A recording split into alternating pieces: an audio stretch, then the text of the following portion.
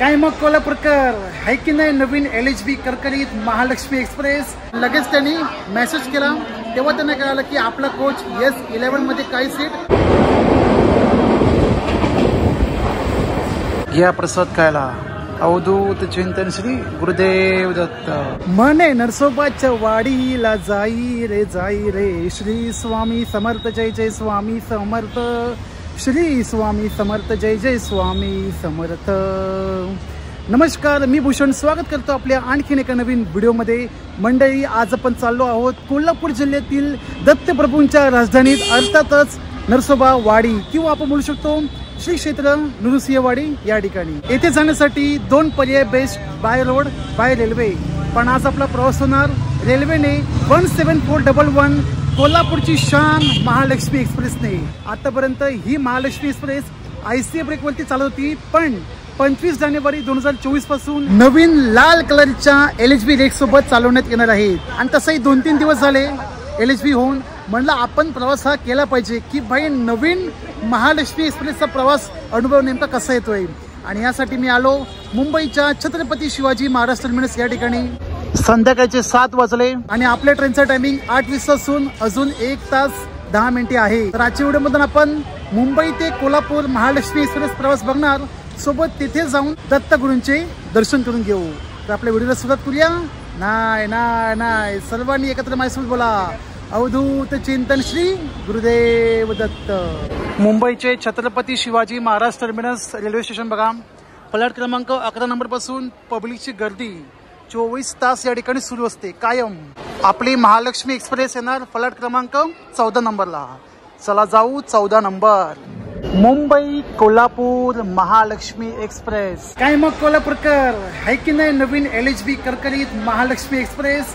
आता बिंदासपणे दणक्यात प्रवास करायचा बरं का। आजचा माझा कोच S11 स्लीपर क्लासची जर्नी होणार। चला जाऊ ट्रेनच्या आतमध्ये। ओहो, आतमध्ये लाईट नव, सामान वगैरे आधी ठेवून देतो, बॅगा आणि विंडो मस्त मिळाली आहे, इमर्जन्सी विंडो ना दुखळा। अरे तिकडे हा येस, फायनली लाईट आलेली आहे तिथे, इथं लाईट लावायला। आणि आता ट्रेन बघा काय एकदम झगमग उठून दिसते, रंगबिरंगी।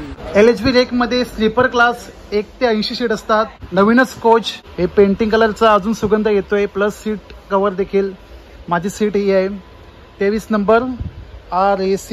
छान सोयी सुविधा आहेत, स्पेशली RAC वाल्यांसाठी चार्जिंग, पण वरच्यासाठी मात्र काहीच नाही। आणि ज्यांची कन्फर्म सीट आहे लोअर मिडल अप्पर त्यांच्यासाठी देखील छान लाईट, आणि लाईटचा उजेड पण इथं ना मस्त येतोय यार, चपराट। समोर ही मिरर, रेल्वेचा वॉश बेसिन बघा, नीट अँड क्लीन आहे। दोन्ही ठिकाणी डस्टबिन, इथे आणि इथे। पाणी आहे, येस पाणी आहे। वॉशरूम मध्ये आलोय, वॉशरूम देखील एकदम नीट अँड नेटकं क्लीन। हा वेस्टर्न आहे, या ठिकाणी फ्लश, डिटर्जंट अजून नाही लावलंय, बंद पडलंय, पण पाणी मात्र आहे। इंडियन देखील आहे, एकदम साफ सुथरा, काय टेन्शन नाही, फ्लश वगैरे आहेत, नो प्रॉब्लेम। रेल्वे मध्ये पाणी नसलं ना। माझ्या कोचच्या पुढे आहे जनरल क्लास। महालक्ष्मी एक्सप्रेस मध्ये 2 कोच आहेत, जनरल, एक पुढे आणि एक मागे। जनरल क्लास असं काही नेटका आहे, एकदम रंगीबेरंगी सीट, वरती सॉफ्ट बसायला। सध्या तरी पूर्णपणे फुल झालंय। चला, जनरल क्लास महालक्ष्मी एक्सप्रेस किंवा कोल्हापूरला जाणारा एकाही ट्रेन मधून जनरल प्रवास नको। तो जो अनुभव आहे लय लय लय लय लय लय खतरनाक, लय म्हणजे लयच खतरनाक। काल सकाळी जर मी तिकीट बुक केली होती महालक्ष्मी एक्सप्रेस, आणि मला वेटिंग बघा किती मिळाली, 142 वेटिंग। आधी असं वाटलं की कन्फर्म नाही होणार, म्हणजे वेटिंग तर वेटिंग किंवा RAC, पण फायनली 24 तासांनी RAC मिळाली 23 नंबर सीट। म्हणजे रेल्वेचं असं आहे 100 पेक्षा वेटिंग असून सुद्धा सीट मिळते, पण RAC असो, RAC तर RAC, निदान बसायला मिळालं तेवढं पुरेसं। फ्लॅट क्रमांक 14 नंबरला लागली आपली ट्रेन महालक्ष्मी एक्सप्रेस, तर अपोजिट 15 नंबरला लागली 12111 मुंबई CSMT अमरावती एक्सप्रेस। जर तुम्हाला जायचं असेल शेगावीचे राजा गजानन माऊली यांच्या दर्शनाला पहाटे पहाटे, ही ट्रेन तुम्हाला बेस्ट। आणि कोल्हापुरातल्या महालक्ष्मी देवीचे दर्शन, ज्योतिबा, नरसोबाची वाडी, बाळूमामा, तर ही ट्रेन बेस्ट। फायनली आपली ट्रेन रवाना झाली 8:24ला मुंबई छत्रपती शिवाजी महाराज टर्मिनस येथून. आपल्या आजच्या प्रवासाचा लोको आहे डब्ल्यू कॅम्प 3. गणरायाचं नामस्मरण करत आजच्या प्रवासाला सुरुवात करूया. बोला गणपती बाप्पा मोरया.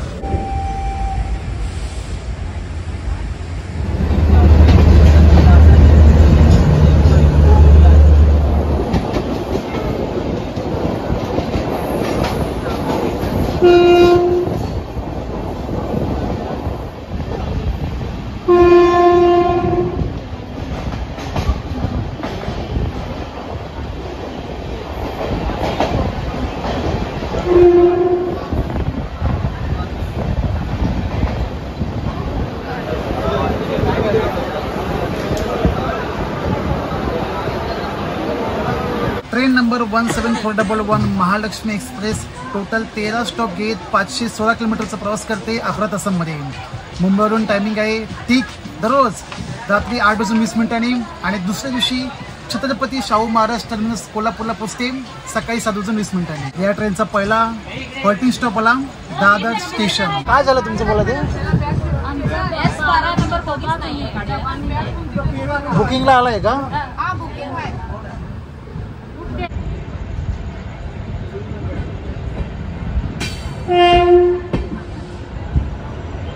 ठाण्याला गाडी पोहोचली असून 2 मिनिटाचा हॉल्टिंग स्टॉप आहे या ठिकाणी. दादरला काही प्रवासी ऑनबोर्ड झाले होते, त्यांना बुकिंग करताना कोच मिळाला S12. पण आपल्या आजच्या प्रवासामध्ये S1 ते S11 एवढेच कोच आहेत. त्यांना बोललो की तुम्ही पुन्हा एकदा मेसेज करा, कारण जेव्हा चार्ट होतो तेव्हा आपलं संपूर्ण लिस्ट येते की आपला कोणता कोच मिळाला, सीट मिळाली. आणि लगेच त्यांनी मेसेज केला तेव्हा त्यांना कळालं की आपला कोच S11 मध्ये काही सीट आणि S6 मध्ये काही सीट. चुकी त्यांची नाही, तिकीट बुक करण्याची होती. पण त्यांना मेसेज आला पण तो ह्यांच्यापर्यंत पोहोचला नाही.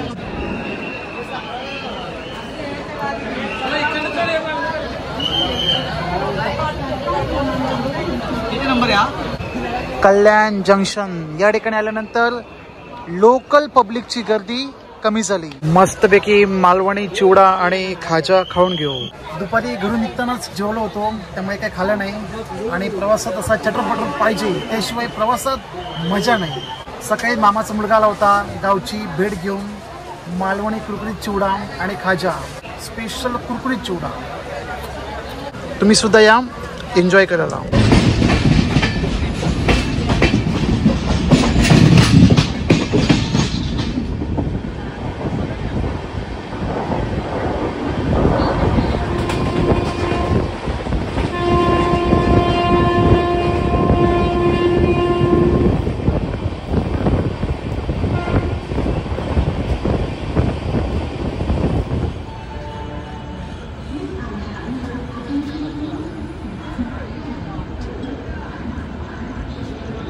रात्रीचे 10:30 होत आले आहेत आणि आपण पोहोचलो कर्जत जंक्शन या ठिकाणी. या ट्रेनचा ऑफिशियल आणि टेक्निकल हॉल्ट आहे, कारण मागे लागतात बँकर्स, पुढे लागतो बोर्डघाट. आणि घाट चढण्यासाठी ट्रेन्सना मागे बँकर्स मस्ट. माझ्या समोर दिवाडकर स्पेशल वडापाव. कोणी कोणी ट्राय केलाय नक्कीच कमेंट करा. जनरल कोच पूर्णपणे पॅक झालाय. अर्धे पॅसेंजर आमच्या डब्यात आले आहेत. हा बघा गेटच बंद करून ठेवलंय पूर्ण. तर काळोखामध्ये घाट काय दाखवू. दिवसा डब्या प्रवास केला असता तर भाई 4 चांद लागले असते. परंतु मस्तपैकी थंडगार हवेचा आनंद घेत बोर घाटातून प्रवास करू.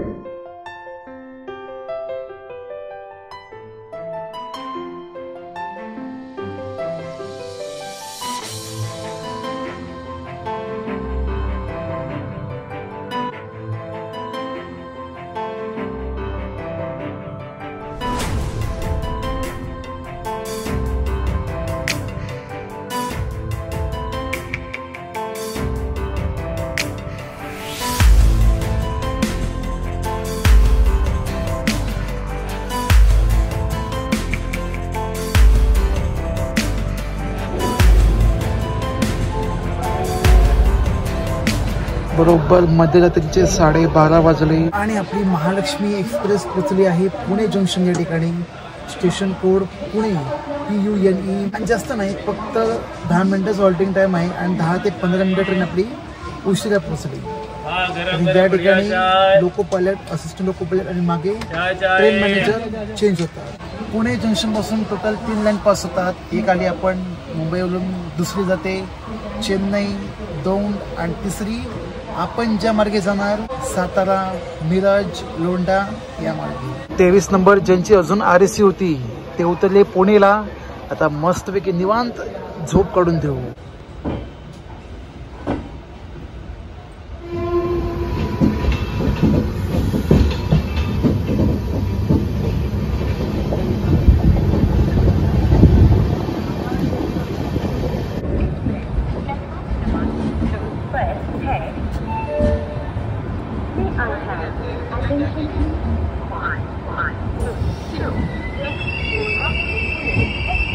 सर्वांना शुभ सकाळ मंडळी फ्रॉम मिरज जंक्शन. सकाळचे 6:30 होत आले आहेत. आपली गाडी 1 तास उशिरा सुरू आहे. ऍक्च्युअल टायमिंग आहे इथे पोहोचण्याचा 5:30. वाह काय झोप लागली. ठीक रात्री मी 1 वाजता झोपलो, डायरेक्ट आता उठलो मिरज जंक्शनला आणि या दरम्यान जी झोप लागली नंबर 1. चला चला चला. मिरज पासून 2 लाईन पास होतात. एक जाते बेळगाव आणि दुसरी हातकणंगले, कोल्हापूर ती लाईन. कोणी आहेत का मिरजचे?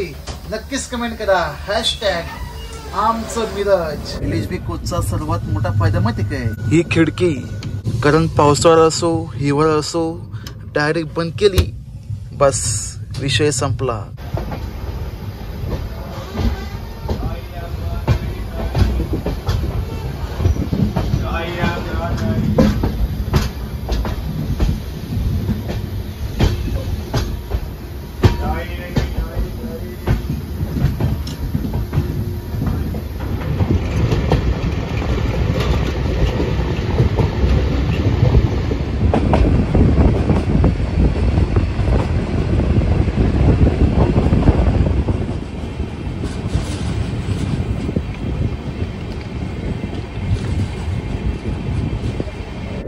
सर्वांचे स्वागत आहे गुलाबी थंडीतील कोल्हापूर जिल्ह्यातल्या जयसिंगपूर स्टेशनवर. मिरज ते कोल्हापूर पूर्णपणे सिंगल लाईन आहे आणि येत्या वर्षभरामध्ये नक्कीच पूर्णपणे डबल लाईन होऊन जाईल.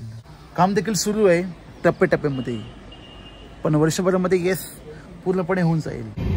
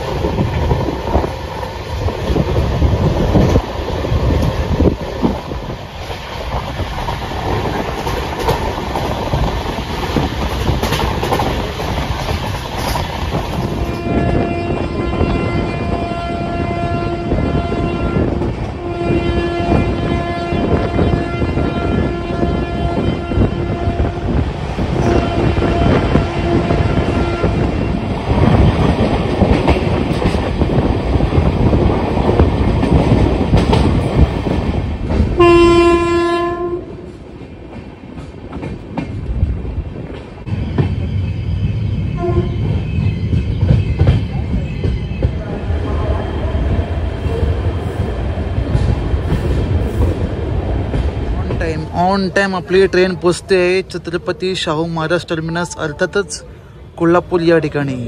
आपण असा काही प्रवास केला मुंबई ते कोल्हापूर. आता हीच ट्रेन दुपारी 12:30 किंवा 11:45ला रवाना होते कोल्हापूर ते तिरुपतीसाठी हरिप्रिया एक्सप्रेस म्हणून. पूर्ण ट्रेन कोल्हापूरला रिकामी झाली. ओहो अजूनही काम सुरूच आहे वाटतं वेटिंग रूमचे. म्हटलं थोडा आराम केला असता पण कसलं काय, वेटिंग रूम पूर्णपणे बंद आहे म्हणजे काम सुरू आहे त्या ठिकाणी. तर आता जातो मी थेट बस स्टँडला. तिकडे काही डॉर्मेटरी भेटला तर घेऊन मस्तपैकी फ्रेश होऊ.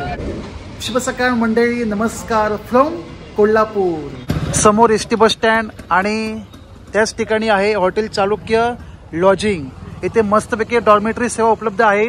250 रुपयांमध्ये 24 तासासाठी राहू शकता. तर जे कोणी असतील सिंगल येणारे कोल्हापूरला तर तुम्ही 24 तासासाठी 250 रुपयामध्ये त्या ठिकाणी थांबू शकता. आणि फॅमिली असेल तर हॉटेल लॉजिंग अवेलेबल आहे. नृसिंहवाडी गाडी कोणती? नृसिंहवाडी किती वाजता आहे? 9:15. आता चौकशी केली तेव्हा समजलं की 9:15ची गाडी आहे कोल्हापूरवरून थेट नरसोबावाडीला जायला.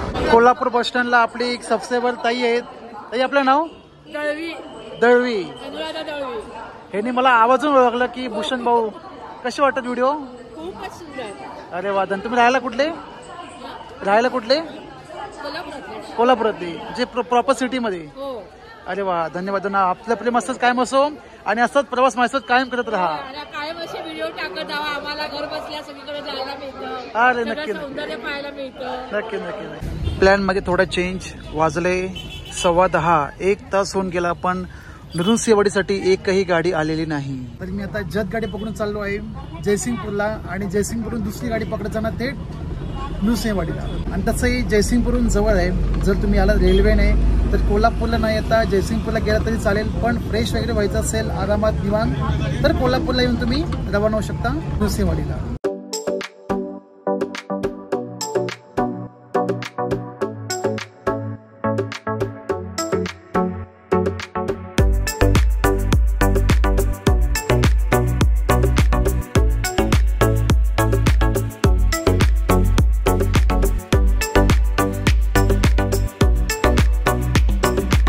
पोचलो फायनली एकदा दत्तप्रभूंच्या राजधानीत श्री क्षेत्र नृसिंहवाडी. कोल्हापूर मेन सिटी पासून हे क्षेत्र म्हणजे नृसिंहवाडी 60 किलोमीटर अंतरावर आहे आणि त्यासाठी कालावधी नाही म्हटले 2-3 तास लागणारच. पण जर तुम्ही आला जयसिंगपूरवरून तर मात्र 16 ते 17 किलोमीटर पर्यंत पोहोचू शकता या ठिकाणी. 10:15 निघालो होतो कोल्हापूरवरून. वाजले 11:50 म्हणजे 12-10 मिनिटं कमी. 1.5 तासामध्ये पोहोचलो कोल्हापूर ते नृसिंहवाडी. थोड्या वेळ आरती पण होईल पण त्याचे दर्शन करू मग आपण आरती घेऊ. बोला दिगंबरा दिगंबरा श्रीपाद वल्लभ दिगंबरा.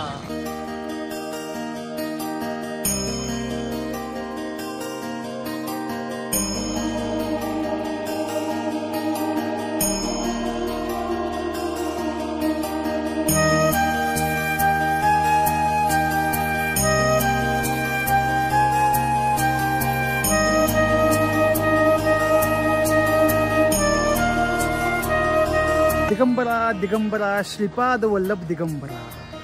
नरसोबावाडी या ठिकाणी येऊन दत्तगुरूंचे दुसरे अवतार श्री नृसिंह सरस्वती महाराज यांच्या पादुकांचे दर्शन घेतले. समोर कृष्णा नदी आणि हे मंदिर कृष्णा आणि पंचगंगा नदीच्या बरोबर काठावर वसलेली आहे या ठिकाणी. मी आलो होतो तेव्हा गर्दी नव्हती पण आता मात्र गर्दी वाढली. अचानक रांग लागली आहेत.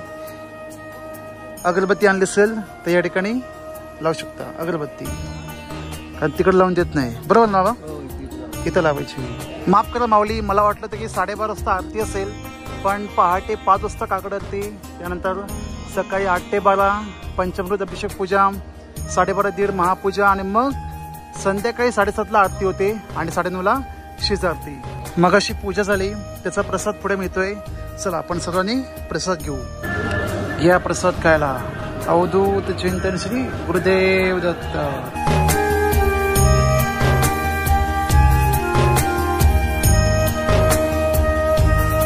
या ठिकाणी येऊन जर तुम्हाला अभिषेक महापूजा करायची असेल त्यासाठी सेपरेट हॉल आहे. पादुका मंदिरा शेजारी हॉल त्या ठिकाणी जाऊन करू शकता. मंदिरा शेजारी भले परिसर लहान असला पण सर्व सोयी मात्र उत्तम. भक्तांना पाणी पिण्यासाठी हा जार, थंडगार पाणी, त्यानंतर प्रसादालय, अजून बरेच काही काही सोयीसुविधा उपलब्ध आहेत. या ठिकाणी येऊन राहण्यासाठी सर्व सोयीसुविधा आहेत. भाविकांसाठी यात्रेकरूंसाठी खोल्या, हॉल. जे तुम्ही डायरेक्ट कोल्हापूरला न जाता इथे आलात राहण्यासाठी आरामात मिळून जाईल ते सुद्धा कमी किमतीमध्ये. मंदिरा शेजारी असं मार्केट आहे जेथे तुम्हाला प्रसाद देखील मिळून जाईल. कंदीपेढे, मिठाई, सुरमुरे लाडू. जर तुम्हाला जेवायचं असेल पूर्णपणे ब्राह्मण पद्धतीचे बिगर कांदा लसूण घरगुती जेवण तर 2 ठिकाणी जेवण मिळू शकते. सोमन भोजनालय आणि दत्त भोजनालय.